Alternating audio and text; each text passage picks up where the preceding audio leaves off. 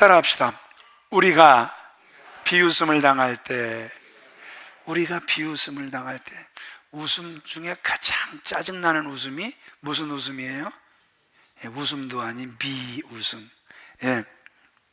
차라리 비라는 가수가 웃어주면 그 웃음이 값질 텐데 이건 짜증나는 비웃음이란 말입니다. 어떤 빚을 많이 지고 사는 한 사람이 빚을 갚기보다는 아주 게으름을 피우면서 살아요.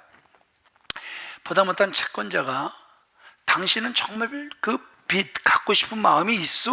그랬더니 있고 말고요, 갚아야죠.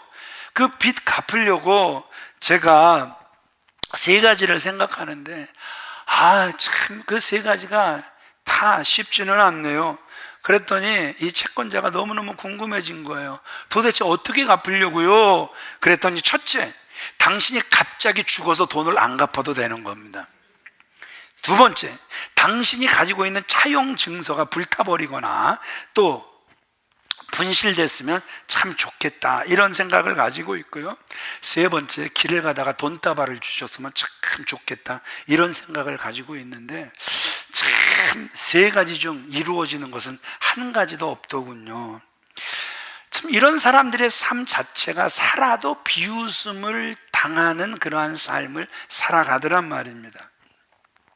오늘 본문은 그런 거죠. 지난주에 이어서 이스라엘 백성들이 꿈에도 소원이었던 예루살렘 성벽, 예루살렘 성문을 다시 재건하고 다는, 지난주에도 보셨지만 그 일을 하는데 물론 드고와 기족같이 못된 인간도 있었지만 기족이 이 일을 어떻게 하니 짜증나게 아주 뺀질뺀질 거리는 그룹도 있었지만, 그러나 제사장 그룹 양문을 짓고 또 더 성을 쌓는 일에 동참을 하고, 그 예루살렘의 반이나 다스리는 권세자도 동참을 하고, 여인들, 우리는 무명한 자인데 무명한 거에 대한 상처 다 딛고 일어나도 동참하고, 더 나아가서 드고와 귀족들이 빠지니까 드고와 사람들은 자기들에게 맡겨진 일을 감당하고 또 더 감당하고, 이런 사람들이 있었기에 그 예루살렘 그 성벽이 재건이 되고 성문이 달려지게 됐다라는 사실을 지난주에 말씀을 드렸어요. 서로가 책임을 다 하잖아요. 금세공업자도 우리는 손이 귀해서 안 돼, 그러지 않고 다 참여를 했단 말입니다. 그러니까 이제 지난주에 보여지지 않았던 모습이죠. 성벽이 다 재건이 된 그러한 이야기였는데, 성벽이 재건되면서 생겼던 일을 4장에서 지금 기록을 하고 있죠. 그 세워지는 현장 속에서 산발랏, 도비아, 아라비아 사람 그 게셈, 이들이 예루살렘 성벽 쌓는 일을 비웃는 거예요. 방해하는 사건을 우리에게 보여주고 있죠. 우리는 이렇게 생각해요. 이 일은 분명히 옳은 일, 더 나아가서 선한 일, 하나님의 일이란 말입니다. 옳은 일만 가지고 움직이면 이런 사람들 참 짜증납니다. 이거 옳은 일이라고 한번 막 고개 빳빳하게 세우는 사람들 정말 감당하기 힘듭니다. 그런데 그 일은 옳은 일일 뿐만 아니라 선한 일, 하나님의 일이기도 했단 말입니다. 그런데 그 일에도 지금 무엇이 일어난 거예요? 방해가 일어났단 말입니다. 그래서 세상 사람들이 방해하며 비웃을 때 과연 성도는 어떻게 해야 하는가? 자, 목표를 세워 어떤 일을 죽도록 열심히 하는데 누군가 비웃고 방해한다면 여러분, 아마 우리는 어떤 걸 경험합니까? 속에서 저 쓰레기 같은 게 막 분노가 일어나는 것을 경험해 봤을 거란 말입니다. 그렇다고 여러분, 우리가 그 일 포기가 됩니까? 아니죠. 분명히 목표가 있는데 포기가 되겠습니까? 그럼 그럴 때 우리가 어떻게 반응해야 하는가? 오늘 본문은요, 하나님의 뜻대로 살아갈 때, 하나님의 뜻대로 움직여질 때도 위기와 그리고 어려움과 비웃음과 시험당할 일이 분명히 있다는 사실을 우리에게 보여주고 있죠.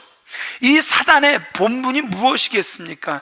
하나님의 사역을 실패하도록 하는 것, 그것이 악한 영의 본분이란 말입니다. 사단은요, 우리가 하나님의 일을 하려고 할 때 지금 뭐 하는 거예요? 비웃는 거예요. 지금 느헤미야를 어떻게 비웃고 있습니까? 3절 같이 읽어보겠습니다. 시작. 암몬 사람 도비아는 곁에 있다가 이르되 그들이 건축하는 돌 성벽은 여호가 올라가도 곧 무너지리라 하더라. 야, 니들이 성 쌓는다고, 아이고 웃긴다. 야, 그 성은 여호가 올라가도 무너지겠다. 이게 다른 말로 비웃는 거잖아요. 저와 여러분들이 이제 하나님의 말씀이 들려지고 그래서 하나님의 뜻을 깨달아 뭔가 작은 봉사라도 하려고 하면 악한 영이 우리 속에서 비웃는 거예요. 야, 성가대 또 앉으려고? 야, 너 지난번 교회에서 성가대 하다가 거기서 너 안 알아준다고 시험 들었잖아. 이제 좀 나대지 좀 말고 조용히 신앙생활하면 안 되겠니? 앞장서서 좀 청소 좀 하고 주방에 들어가서 봉사 좀 하고 이제 전도대에 들어가서 좀 전도도 하려고 하는데 별의 별 제목으로 나를 유혹하고 비웃는단 말입니다. 그런데 여러분, 이게 누구의 작전이라고요? 바로 악한 영의 작전이란 말입니다.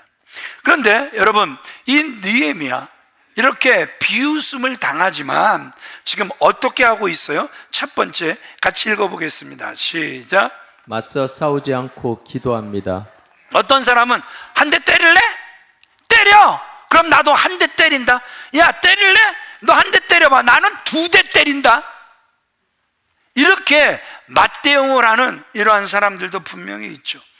그 결과는 여러분 전면전이 벌어지는 것이고 성경 말씀 그대로 전면전을 하게 되면 피차 망하는 일이 생기기도 한단 말입니다. 여러분, 일단 서로 분노하며 싸우면 죄송하지만 승자가 없다? 없는 거예요. 아니, 내가 일방적으로 좁혔는데요? 여러분, 그게 이긴 겁니까? 그게 진짜 이긴 겁니까?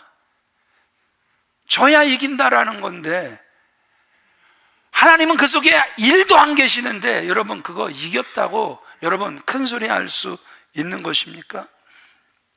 또 어떤 분은 비판과 반대라는 공식에 일단은 뒤로 물러나요. 무슨 말만 나오면 뒤로 물러나요. 그러면서도 반대했던 사람에 대해 좋지 않은 그 감정을 그 마음속에 그대로 가지고 살아가요. 나를 미워했지? 나를 싫어했지? 내 말에 대해서 반대했지? 마음에 분노를 품고 있다가 기회가 되면 폭발해 버리는 거예요.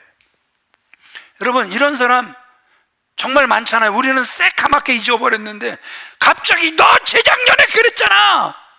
너 10년 전에 그랬잖아. 10년 전에? 여러분, 그런 일이 실제로 있단 말입니다. 그런데 오늘 느헤미야 보세요. 그들의 비웃음에 대항하지 않고 오히려 그것이 영적 문제인지 알아 어떻게 하는 거예요? 기도로 토하는 거예요. 4절, 5절 같이 읽어보겠습니다. 시작. 우리 하나님이여 들으시옵소서. 우리가 업신여김을 당하나이다. 원하건대 그들이 욕하는 것을 자기들의 머리에 돌리사 노략거리가 되어 이방에 사로잡히게 하시고 주 앞에서 그들의 악을 덮어두지 마시며 그들의 죄를 도말하지 마옵소서. 그들이 건축하는 자 앞에서 주를 노하시게 하십니다 하고. 우리 하나님이여 들으소서. 지금 우리가 업신여김을 당하고 있습니다. 그들이 욕하는 거 하나님 다 그들의 머리로 돌아가게 하세요. 노략거리가 되어 이방에 사로잡혀가게 하세요. 주 앞에서 그들의 악을 덮어두지 마시고 그들의 죄를 도말하지 마시고. 오늘 느헤미야가 참 지혜로운 건 싸움을 누구 싸움으로 만들어 버리냐 하면 하나님의 싸움으로 만들어 버리잖아요. 보세요. 그들이 건축하는 자 앞에서 누구를 노하시게 하였나이다? 주님을 노하시게 하였나이다. 예. 그래서 그 싸움을 주님의 싸움으로 만들어 버리는 그 느헤미야의 모습을 우리에게 보여주고 있다라는 것이죠. 참 우리는요, 싸움을 하면 제 싸움을 하려고 그래요. 왜냐 그러면 싸울 만한 능력이 있거든요. 인상 한두 인상 하지. 목소리는 어디 가서 기 안 죽고 제압, 분위기 기선제압 할 수 있는 어마어마한 그 성량도 가졌지. 그러니까 저희 같은 사람이 제일 실수하기 쉬운 게 이런 거라는 거예요. 싸움을, 하나님의 싸움을 만들어야 하는데 웬만한 싸움은 그냥 제가 끝내버리려고 하는 이런 안타까운 모습이 늘 제 속에 있단 말입니다. 오늘 우리는 다시 한번 느헤미야가 힘이 없어서, 총독이 힘이 없어서 이러고 있겠습니까? 결코 그렇지 않죠. 가장 지혜는, 이 싸움은 영적 싸움이고, 영적 싸움이기에 누구의 싸움이 되게 해야 한다? 하나님의 싸움이 되게 해야 한다라는 것이죠. 일반적으로 사람들은요, 속상한 일을 다른 사람들에게 토해내거나 아니면 속상한 일로 인하여 또 그 사람을 공격하기도 하죠. 그러나 느헤미야는 자신의 감정을 그대로 하나님께 토해냅니다. 하나님이야말로 온전히 받아들여 주시고 이해해 주신다고 하는 그 믿음이 있었기 때문에 그렇다라는 것이죠. 우리가 다윗의 삶을 한번 살펴봅시다. 분노가 일어날 일의 연속이었단 말입니다. 정말 누가 봐도 저 다윗은 분노해도, 그래서 아니 어떻게 당신 사이한테 이럴 수가 있습니까? 내가 당신한테 얼마나 나이스했습니까? 그런데 왜 당신 나에게 이따입니까? 이래도 우리는 다윗 정도면 그래도 된다, 오히려 우리는 그렇게 이야기할 수 있을 거예요. 그런데 그 다윗은 그 마음속에 일어나는 분노를 지금 어떻게 처리하고 있습니까? 시편 62편 1절 2절과 7절 8절 같이 읽어보겠습니다. 시작. 나의 영혼이 잠잠히 하나님만 바라며 나의 구원이 그에게서 나오는도다. 오직 그만이 나의 반석이시요 나의 구원이시요 나의 요새이시니 내가 크게 흔들리지 아니하리로다. 여러분, 마음의 분노가 일어나면 사람은 흔들리게 돼 있다, 흔들리게 돼 있다? 아, 거룩한 척 그만하시고. 오늘 다윗도 흔들리더라. 예. 그런데 우리랑은 조금 틀린 게, 크게 흔들리지는 않아요. 참 다윗도 인간적인 모습이 있는 거예요. 흔들리더라. 그런데 크게 흔들리지 않더라.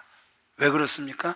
흔들리다가도 중심을 잡을 수 있는 것이, 그만이, 하나님만이 나의 반석이시오 나의 구원이시오 나의 요새이심으로 내가 크게 흔들리지 아니하리로다.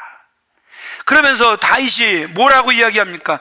백성들아, 시시로 하나님을 의지하라.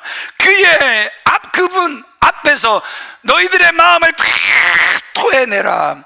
하나님은 우리의 피난처시로다. 아멘이십니까? 마음의 분이 가득할 때 기도했나요?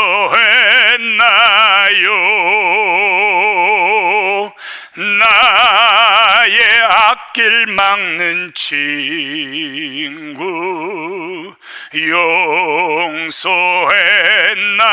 용서했나요? 여러분, 마음의 분이 가득할 때 우리가 해야 하는 것이 뭐라고요? 기도하라는 거예요. 오늘 느헤미야도 중요한 일이 있을 때마다 어떻게 했어요? 금식하며 기도로 해결하더란 말입니다. 이번 원수의 조롱과 그 비난 앞에서도 그는 하나님 앞에 나아가 기도하더란 말입니다.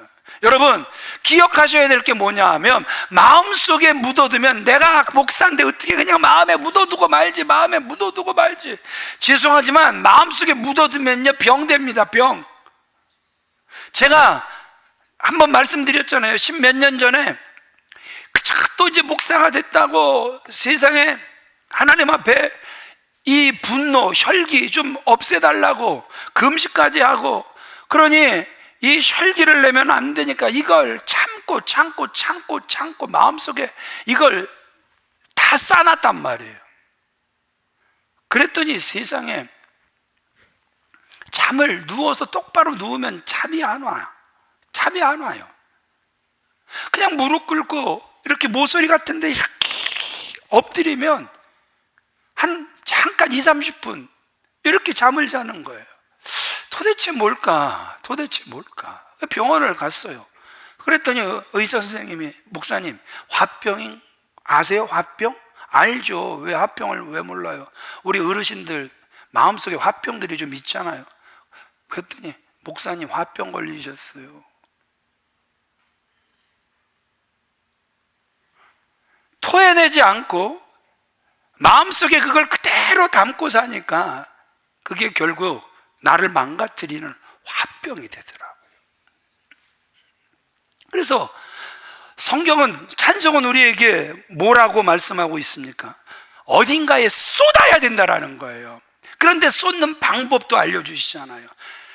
너 예수께 조용히 나가 내 마음을 쏟아놓고. 누구에게 쏟아놓으라는 거예요? 우리의 주님께 우리의 마음을 다 쏟아내라고 말씀하고 계시는 거예요. 우리 이 부분을 같이 읽어보겠습니다. 시작. 하나님은 우리가 감정을 속이길 원치 않으십니다. 감정도 창조하신 분이 우리가 얼마만큼 분노하고 속상해하는지 아시기에 주님 앞에 쏟아내십시오. 주님이 그 마음을 받으시고 위로해 주십니다. 속상한 일 많잖아요, 그죠?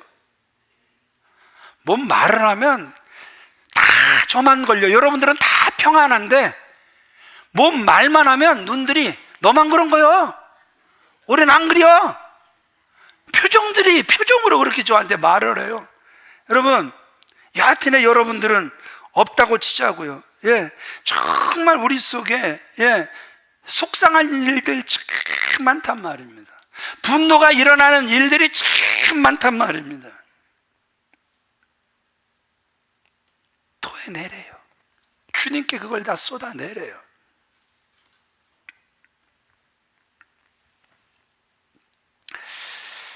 그러면 우리 주님 반드시 위로해 주실 줄 믿습니다. 우리 그리스도인들이 반대와 비판에 직면하여 좌절과 절망을 느낄 때 해야 할 일은 사람들에게 불평과 원망과 분노 쏟아붓는 것이 아니라 기도해야 된다는 거예요. 기도는 우리의 안식. 그 기도만이 우리를 빛으로 인도하리. 앞이 캄캄할 때 기도 잊지 마세요. 먼저 문제 앞에 기도하는 것, 비판과 반대를 해결하는 신앙인의 첫 번째 방법이 되어줘야 할 줄 믿습니다. 두 번째 같이 읽습니다. 시작. 목적만 붙잡습니다. 원수가 비난할 때 이 느헤미야 보세요. 하나님 앞에 기도하고 다 열심히 일을 합니다. 그냥 할 수 없어서 하는 일이 아니라 그가 그 목적에서 절대 벗어나지 않는 참으로 귀한 모습을 우리에게 보여주고 있죠. 그 결과가 어떻게 나타나고 있습니까? 6절 같이 읽습니다. 시작. 이에 우리가 성을 건축하여 전부가 연결되고 높이가 절반에 이르렀으니 이는 백성이 마음 들여 일을 하였음이니라. 그들이 그만큼 그 성벽을 반이라도 그들이 흔들림 없이 쌓아 올릴 수 있었던 이유를 밝히죠. 온 백성이 마음을 다해 한 마음으로 열심히 일했기 때문임을 우리에게 보여주고 있다는 것이죠. 얼마나 힘있게 척척척척척 쌓아 올려가는지 악한 무리들이 그 모습을 보고 분노가 일어난 거예요. 7절 같이 읽어보겠습니다. 시작. 산발랏과 도비아와 아라비아 사람들과 암몬 사람들과 아스도 사람들이 예루살렘 성이 중순되어 그 허물어진 틈이 메꿔져 간다 함을 듣고 심히 분노하여. 네, 지금 누가 지금 분노하고 있는 거예요? 사단의 상징 산발랏 같은 사람들이 지금 분노하고 있단 말입니다. 그런데 여러분 잘 들으세요. 우리가 문제가 있다고 해서, 그래서 비웃음 당했다고 해서 내가 짜증 부리고 찡그리고 낙심하고 절망하고 앞으로 이놈의 교회가 나를 비웃었어? 나를 조롱했어? 내가 두 번 다시 니들하고 만나나 봐. 내가 두 번 다시 그 일 하나 봐. 그래서 손절하고 일 딱 내려놓으면 여러분 누가 웃겠습니까? 누가 웃는 거죠? 이 상황에서는 마귀가 웃는 거죠. 주님은 안타까워하고 마귀는 깔깔깔깔거리며 웃는 거죠. 하나님께서 사랑하시는 귀한 믿음의 성도님들, 반대로 문제 앞에, 조롱 앞에, 비웃음 앞에 지적질 앞에, 하나님 앞에 기도하고 서로 웃고 사랑하고 격려하고 위로하고 신앙생활하면 이때는 누가 분노할까요? 사단이 분노하겠죠. 한번 우리 점검해 봅시다. 나는 사단을 웃게 하는 사람인가, 사단을 분노하게 하는 사람인가? 우리 옆 사람을 한번 축복해 볼까요? 사단을 분노하게 하는 사람 되세요. 시작. 이 말은 절대 나로 인하여 사단이 두 번 다시 웃지 못하게 하라는 거예요. 아멘이십니까? 두 번 다시 사단이 나로 인하여 웃지 못하도록. 우리가 당하고 있는 어려움은 여전히 펼쳐져 있을 거예요. 세상은 하나도 달라진 거 없습니다. 그럴수록 우리가 지금까지 한 번 기도했던 사람 두 번 기도하고 복음의 능력을 믿고 의지하고 살아갈 때 하나님께서 저와 여러분들 승리케 해주실 줄 믿으시면 아멘 하시기 바랍니다. 자, 느헤미야가 비웃음을 당할 때 어떻게 대처하고 있습니까? 3번 같이 읽겠습니다. 시작. 내부의 적을 이기게 합니다. 그 빅토르 위고의 책, 그 93라는 그 책에 보면은 바다에서 위험한 폭풍에 휘말린 배에 대해서 이렇게 이야기를 해요. 그 폭풍 속에서 그 선원들이 경악하고 있는데 더 심각한 문제가 생깁니다. 이 폭풍 속에서 대포를 묶어 놓던 그 줄이 풀리면서 그 배의 그 요동함에 따라서 그 대포가 막 이리저리 움직이면서 배의 측면을 꽝꽝 치면서 아주 부서뜨리는 그러한 소리를 냅니다. 이런 움직임이 폭풍우보다 훨씬 위험한 그러한 움직임이기 때문에 그 대포가 그 배를 깨트릴 수도 있기 때문에 용기 있는 두 명이 대포를 다시 묶겠다고 자원합니다. 그 일은 폭풍의 격렬함보다도 훨씬 더 중요한 일이었기 때문에 그 폭풍우를 뚫고 나가서라도 그 대포를 묶겠다. 어차피 누군가 자원하지 않으면 다 죽게 돼 있다. 두 사람이 자원을 하게 된 거예요. 인생이 바로 그와 같다라는 거예요. 외부의 격렬한 폭풍이 위세를 떨칠 때가 분명히 있습니다. 그런데 더 심각한 문제는 우리 내부에서 진행되는 그 죄된 욕망, 이것이 우리 삶을 더욱더 위험으로 빠뜨릴 수 있다는 것이죠. 그래서 우리의 유일한 소망은 그 사나운 내부의 적, 내면의 적, 이것을 정복하는 데 있다는 것이죠. 자, 보세요. 지금까지 드러난 외부의 적, 산발라, 도비야, 아라비아 사람, 게셈, 암몬 사람들, 아스도 사람들, 그렇게 7절에 기록을 하고 있죠. 자, 이 모든 사람들은 무슨 적이었다? 보여지는 외부의 적이었단 말입니다.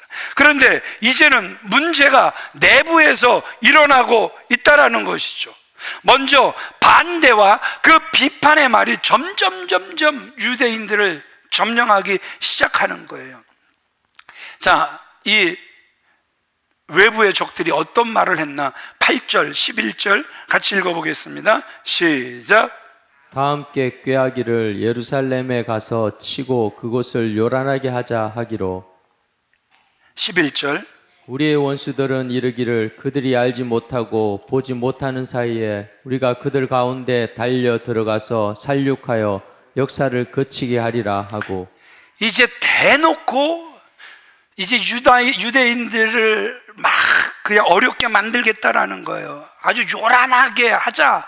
그러면 또 11절에서는 살육하여 역사를 죽여서 이제는 그 역사를 그치게 하자. 이젠 대놓고 죽이겠다. 여러분, 그렇지 않아도 두려운데 이젠 대놓고 죽이겠대요. 이 말이 무섭습니까? 되게 무섭습니까? 사실 되게 무서운 말이잖아요. 그렇지 않아도 그들이 앞에 있는 자체가 무섭단 말입니다. 지금 그들을 막아내기 위하여 성벽도 쌓는 거고 성문도 달려고 하는 거란 말입니다. 그런데 그것이 완성되기도 전에 들어와서 죽이겠다고 하니, 여러분, 이 말이 얼마나 위협적인 말일까? 이미 우리는 상상이 되고도 남는다라는 것이죠. 그랬더니 이스라엘 내부에서 좌절하는 모습이 보여요. 10절 같이 읽어보겠습니다. 시작. 유다 사람들은 이르기를 흙물덩이가 아직도 많거늘 짐을 나르는 자의 힘이 다 빠졌으니 우리가 성을 건축하지 못하리라. 무너져 버린 그 성의 흙더미들을 다 치워야 하는데, 돌덩이들을 다 치워야 하는데, 일하는 사람들이 완전히 그 말에 눌려버린 거예요. 이제 성을 세우기는커녕 죽게 생겼다라는 그 좌절감, 절망감이 일을 해야 하는 백성들 마음속에 파고 들어가 버리기 시작한 거예요. 다시 말씀드립니다. 이스라엘 백성들이 두려워하고 있는 대상은 산발랏, 도비야, 아라비아 사람 게셈의 군사들이란 말입니다. 외부의 적들이었단 말입니다. 그러나 그 외부의 적들이 한마디 했더니 그들 내부가 무너져 버렸어요. 완전히 좌절해버리고 말았다라는 것이죠. 절망해버리고 말았다라는 것이죠. 여러분, 외부의 적보다, 드러나는 보여지는 외부의 적보다 어디 무너지는 게 더 심각하다? 우리의 내부, 우리의 마음이 무너지는 것이 훨씬 더 심각한 것임을 오늘 성경은 우리에게 보여주고 있다라는 것이죠. 이때 모든 백성들이 실망하고, 그래서 좌절하고, 그래서 포기하려고 할 때 느헤미야가 이 상황을 어떻게 돌파하는 줄 아세요? 이게 목사라면, 주의 종들이라면, 중직자들이라면, 교사라면, 구역장 조장님들이라면, 내가 누군가를 가르치는 사람들이라면, 이 방법 외에 다른 것을 택하는 사람들은 죄송하지만 하나님의 사람이 아니라는 것이죠. 14절 같이 읽어보겠습니다. 시작. 너희는 그들을 두려워하지 말고 지극히 크시고 두려우신 주를 기억하고 너희 형제와 자녀와 아내와 집을 위하여 싸우라 하였느니라. 실망할 때, 좌절할 때, 두려움에서 벗어나지 못할 때, 오늘 우리가 다시 찾고 다시 만나고 다시 두드려야 할 분이 누구라는 거예요? 하나님이라는 거예요. 깨달아지시면 아멘 하시기 바랍니다. 크고 두려우신 하나님을 기억하라. 그 하나님을 다시 의지하라. 오늘 느헤미야는 이렇게 도전하고 있는 모습을 우리에게 보여주고 있다는 것이죠. 이때 나오는 말은 진심이잖아요. 내 속에 믿음이 없으면요 절대 이런 말 못합니다. 결정적일 때 믿음적인 말을 못하는 사람들, 죄송하지만 믿음 하나도 없는 사람들이거든요. 그런데 이때 믿음의 말을 할 수 있다는 건 진짜 믿음의 사람이거든요. 그 결과 18절, 19절 똘똘 뭉쳐도 대적을 합니다. 유다 백성의 결혼한 자기 방어의 의지를 정말 아주 분명하게 볼 수 있습니다. 16절로 18절, 21절로 23절 같이 읽어보겠습니다. 시작. 그때로부터 내수와 사람들의 절반은 일하고 절반은 갑옷을 입고 창과 방패와 활을 가졌고 성을 건축하는 자와 짐을 나르는 자는 다 각각 한 손으로 일을 하며 한 손에는 병기를 잡았는데 건축하는 자는 각각 허리에 칼을 차고 건축하며 우리가 이같이 공사하는데 무리의 절반은 동틀 때부터 별이 나가기까지 창을 잡았으며 사람마다 그 종자와 함께 예루살렘 안에 잘 지니 밤에는 우리를 위하여 파수하겠고 낮에는 일하리라 하고 나나 내 형제들이나 종자들이나 나를 따라 파수하는 사람들이나 우리가 다 우리의 옷을 벗지 아니하였으며 물을 길러 갈 때에도 각각 병기를 잡았느니라. 백성들이 위험한 일을 서로 감당하잖아요. 최고 지도자로부터 그 종들에 이르기까지 옷을 벗고 편안히 자지 않는 거예요. 신발도 벗지 않고 한 손에는 일, 한 손에는 무기, 낮에는 성을 쌓고 밤에는 파수하는 일, 여기에 너나가 없었다라는 것이죠. 물을 기르러 갈 때에도 무기를 들고 가는. 여러분, 제가 새벽마다 기도하는 것 중에 이런 기도가 있어요. 하나님, 우리 아들들, 군대에 가 있는 우리 아들들 어려움 당하지 않게 해주세요. 북한의 위협으로 인하여 얘들이 긴장하고 그래서 신발도 못 벗고 군화도 못 벗고 자는 일 없게 해주세요. 군복 못 벗고 자는 일 제발 없게 해주세요. 그런 일이 일어날 수 있다니까요. 지금 이스라엘에 그런 일이 실제로 일어났다니까요. 여러분, 북한이 위협하면 지금 우리는 긴장할 수밖에 없다니까요. 그 무거운 십자가를 지금 우리 아들들이 다 져야 한다니까요. 여러분들이 눈에 넣어도 아깝지 않은 자식 키울 때 실수 많이 해서 손자들만큼은 잘 키우려고 했는데 그 사랑하는 손자들이 가서 어려움 당할 수 있다니까요. 저는 자식들 군대 보내놓고 기도 안 하시는 분들 보면 참 믿음 자체가 대단해 보여요. 어디서 저런 배짱이 나올까?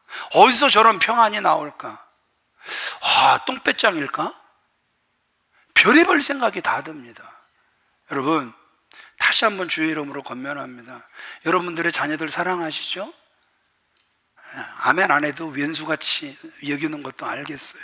근데 원수 같은 자식들이 손주 나면 사랑스럽죠? 여기엔 아멘 할 줄 알았는데, 여기엔 아멘이 나올 것 같은데, 여러분, 그렇게 사랑스러운 우리의 자손들 어려움 당하지 않도록 기도를 쌓아주시길 주님의 이름으로 부탁을 드립니다. 우리가 교회를 섬기는 것도 마찬가지예요. 어려운 자리에 서로 달려가는 집사님들이 있을 때, 어려운 일에 서로 달려가려고 하는 중직들이 있을 때, 어려운 일에 서로 달려가려고 하는 주의 종들이 있을 때 하나님께서 이 교회를 크게 복 주실 줄 믿습니다. 말씀을 정리해 갈게요. 이러한 사건이 왜 일어나고 있을까? 우리가 영적인 분별력이 있었으면 참 좋겠다라는 것이죠. 이러한 일이 과연 왜 일어나고 있을까? 우리는 왜 남을 비판하고 왜 우리는 남을 반대할까? 제가요, 모임이 있어서 가면 정말 꼴 보기 싫은 사람이 있었어요.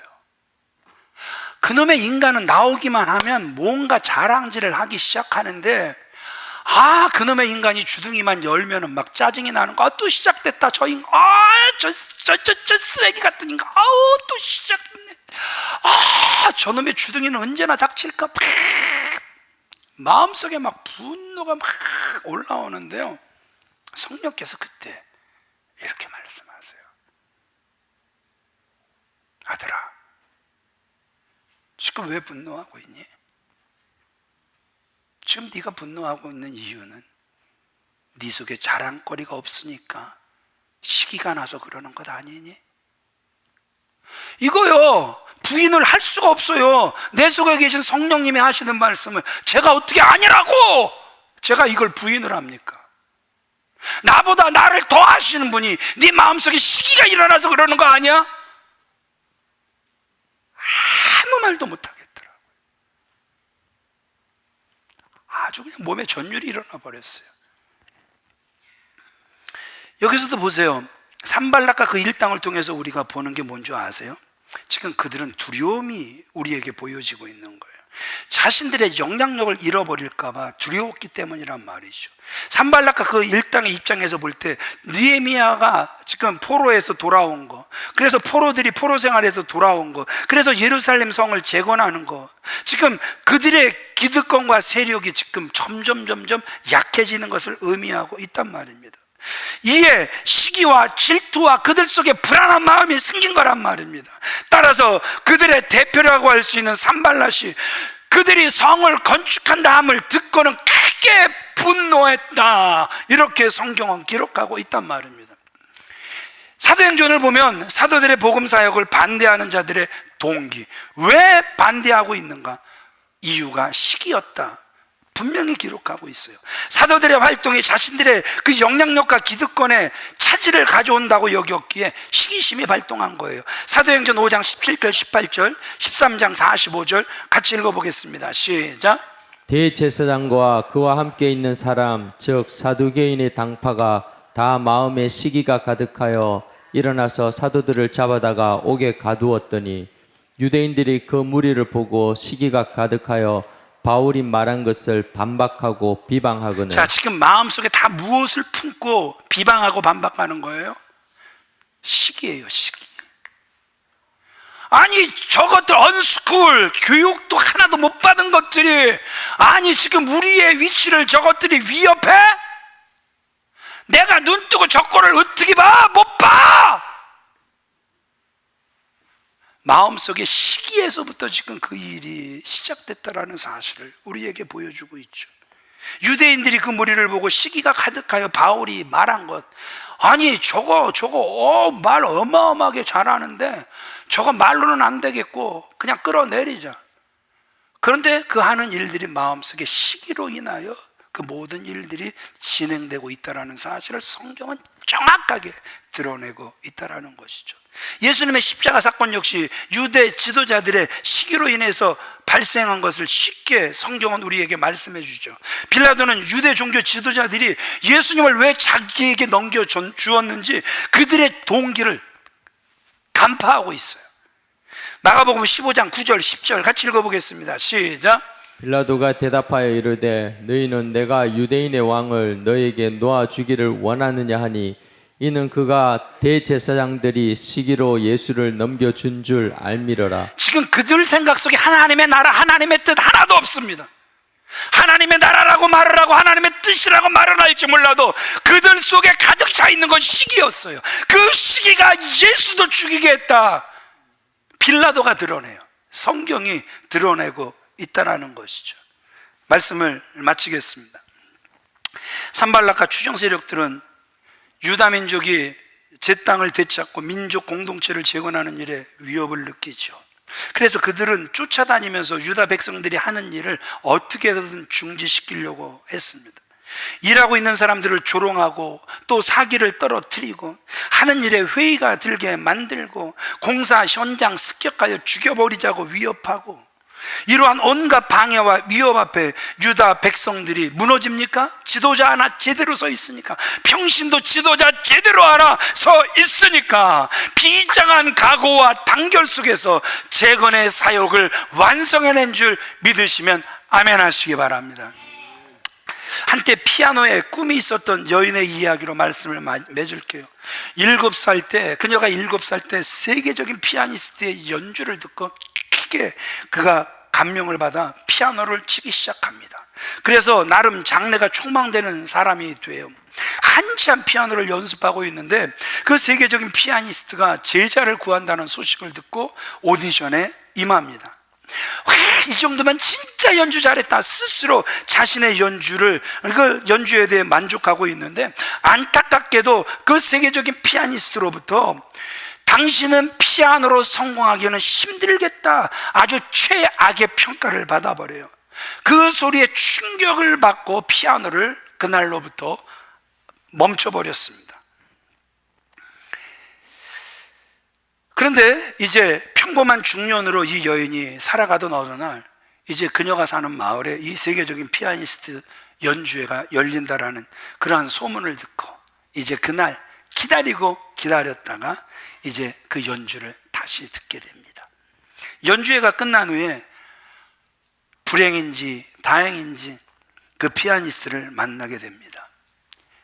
당신 말 한마디로 저는 피아노를 내려놓았습니다.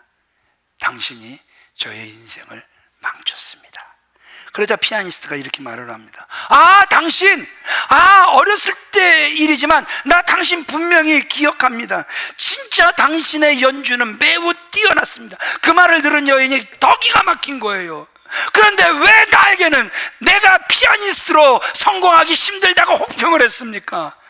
그랬더니 피아니스트가 이렇게 이야기를 합니다. 나는요, 피아노를 배우고자 하는 그 모든 사람들에게 똑같은 말을 합니다. 세계적인 연주자가 되기 위해서는 남이 뭐라고 하던 스스로를 믿는 믿음이 필요합니다. 당신이 내 말 때문에 피아니스트의 길을 포기했다면 분명히 당신은 사람들의 비난과 혹평도 못 견뎠을 것입니다. 인생을 망친 건 내가 아니라 나약한 당신입니다. 제가 아메리카 갓 탤런트 이렇게 유튜브에서 이렇게 본 적이 있어요.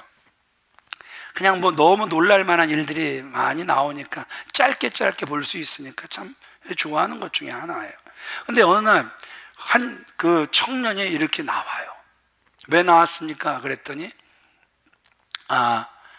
그 학인가 그 희인가 그 심사위원 중에 맨 왼쪽에 머리 없는 그 양반 하나 있잖아요. 당신이 나를 자질이 없다고 저를 이렇게 노래하는 중에 그냥 멈춰 세운 사람입니다.